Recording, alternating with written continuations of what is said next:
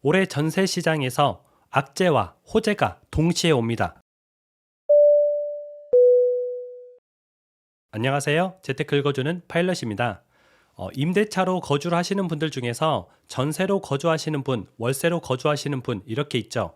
그런데 그 중에서도 많은 사람들이 전세를 선호합니다. 그만큼 우리나라에서 전세라는 제도는 임대 시장에서 굉장히 큰 역할을 하고 있죠.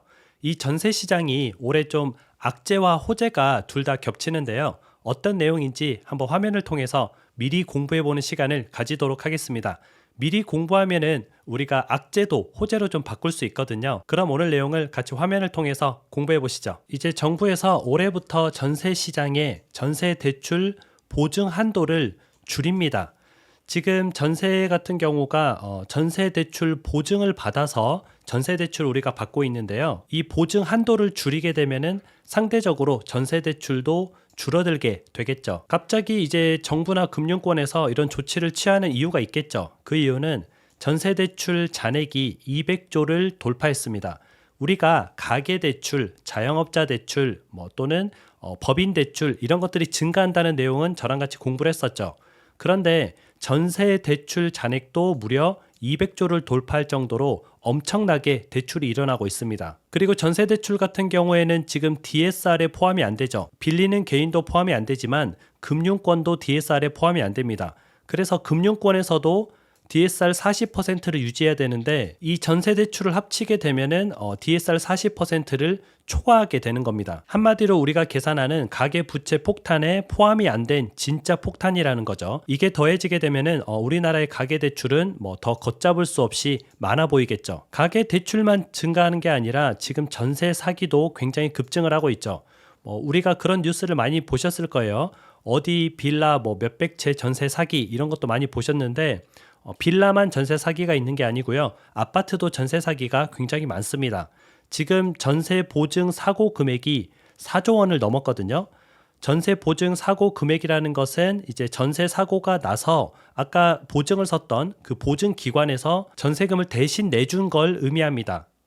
그 금액이 무려 4조 원이 넘었고요. 대표적인 이제 전세 보증 기관이 허그죠. 이 허그 같은 경우가 4조를 대신 내주고 집을 팔아서 겨우 8% 회수를 했습니다. 그러면은 영업 손실이 92%다 이렇게 보시면 되고요. 이 허그가 결국은 정부 기관이거든요. 그럼 부족한 금액을 어디서 떼올까요? 바로 국민들의 세금으로 떼오고 있는 겁니다. 지금 최근에 이제 전세 보증 사고가 엄청 급증을 했거든요. 제가 표를 한번 준비해 봤어요. 2020년부터 23년까지는 그래도 봐줄만 했습니다. 그런데 갑자기 2023년부터 급증하기 시작했죠. 그리고 2024년도 1월부터 10월까지 계산이 된 건데 2023년이랑 맞먹는 금액입니다. 만약에 11월과 12월께 같이 합산이 됐으면은 아마 2023년보다 금액이 더 컸겠죠. 그래서 이렇게 보증 사고가 굉장히 많이 일어나고 있고요. 전세금을 돌려주지 못하는 사람들이 늘어나고 있구나. 그걸 우리가 알 수 있겠죠. 그러면 이렇게 계속 적자를 방관하고 있을 것이냐? 안 되겠죠. 그래서 적자가 계속되자 특단의 조치를 내놨습니다.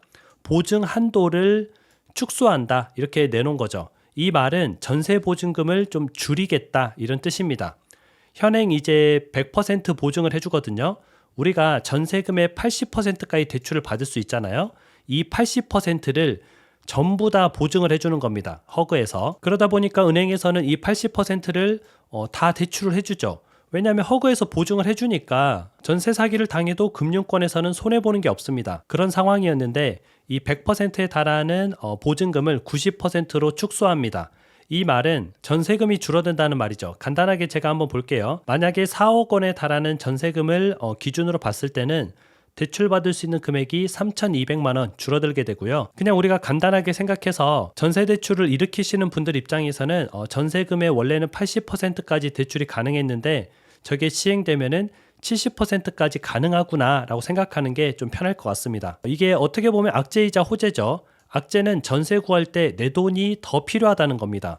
그래서 지금까지는 80%까지 대출을 받았는데 70%까지밖에 대출이 안 되니까 내 돈이 30%는 있어야 되는구나 이렇게 생각하시면 좋고요. 호재도 있죠. 호재는 결국 전세가가 내려갈 겁니다.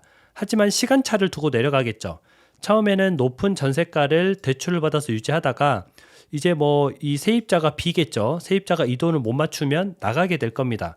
그러면 처음에는 이렇게 높은 금액에 내놓지만 안 나가면은 가격을 낮출 수밖에 없죠. 그래서 적정한 가격, 저 대출이 또 가능한 가격까지 내려오면은 전세가 체결이 될 겁니다. 그래서 이 구간 동안에는 조금 힘든 시기를 겪겠지만 그래도 결국 전세가가 내려갈 것이다. 이렇게 예상을 우리가 해볼 수가 있습니다. 근데 이제 진짜 문제는 갱신시입니다. 갱신할 때도 적용하게 되면은 우리가 전세 보증 같은 경우도 2년마다 갱신을 하거든요. 전세금을 갱신하면서 전세 보증도 갱신을 합니다. 그런데 자동으로 갱신이 돼야 되는데 갱신이 되면서 저렇게 전세 보증 한도가 80%에서 70%로 줄어들게 되면은 이 10%에 해당하는 돈을 우리가 준비해서 돌려줘야 됩니다. 금융권에. 금융권은 이 10%의 위험 부담도 지고 싶어 하지 않거든요. 그래서 만약에 갱신 시에 적용하면은 시장이 대혼란이 올 겁니다. 그래서 저는 개인적으로는 갱신 시에는 적용이 안 될 거다 이렇게 보고 있고요. 우리가 이렇게 어떤 정책이든지 미리 알고 대비하면은 이게 또 호재로 작용할 수가 있겠죠. 저 정책으로 인해서 약간 시장에 혼란이 오겠지만 그래도 전세 가격은 내려가게 될 겁니다. 결국은 우리가 전세금이 많아서 이제 전세금을 많이 주고 들어간 게 아니라 전세가 그래도 상대적으로 전세대출이 월세보다 저렴하니까 월세를 내느니 차라리 전세대출 이자를 내자 이렇게 해서 전세가 좀 성행하는 거거든요. 그런데 그동안은 20%만 가지고 있던 내 자본을 30%까지 내야 되면은 상대적으로 전세에 들어가는 사람들이 조금 줄어들게 될 겁니다. 그러면 전세에 들어가는 사람의 수요가 줄어들면 가격은 당연히 낮아지게 되겠죠. 그래서 전세 들어가시려는 분은 저 정책이 실행되기 전에 미리미리 전세로 좀 들어가면 좋고요. 아까 우리가 그 구간이 있었죠. 약간의 혼란기. 그 혼란기를 피해서 또 뒤쪽에 들어가면은 전세가 좀 저렴할 수 있겠죠. 그래서 우리가 이렇게 준비하고 대비하면은 여러분들한테 좋은 꿀팁이 될 겁니다. 그럼 오늘 방송은 여기까지 하도록 할게요. 여러분들 함께 공부해 주셔서 진심으로 감사드립니다. 그럼 다음에 다시 만나요.